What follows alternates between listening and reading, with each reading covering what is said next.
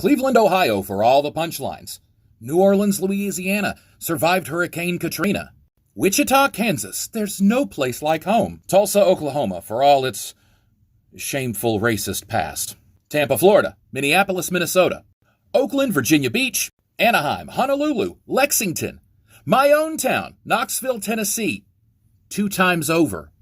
These cities have a population comparable of that of Mariupol, Ukraine, a once bustling metropolis now reduced to rubble thanks to the terrorist Russian forces behind Vladimir Putin and the conservative Republicans who stand with him, who excuse him, who sympathize with him. Understand what those treasonous Republicans stand for. Invasion of sovereign nations, just to serve their own purposes. But we knew that after a certain president, didn't we? We cannot and we should not excuse these behaviors, these attitudes. We cannot absolve our fellow countryfolk for their treason, as well as their apologism and sympathy towards a terrorist state.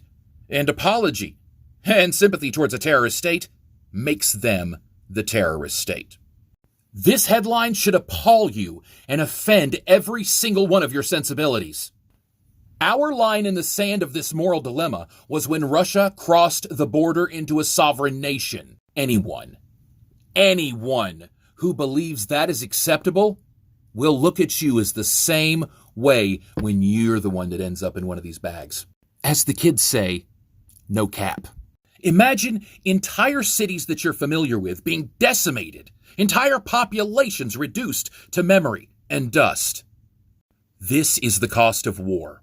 And if you don't think that can happen here, look no further than the MAGA Republican Party and the secessionist legislation they're pushing, the sedition that they are pushing, and the civil war they're trying to incite. Look no further than January 6th.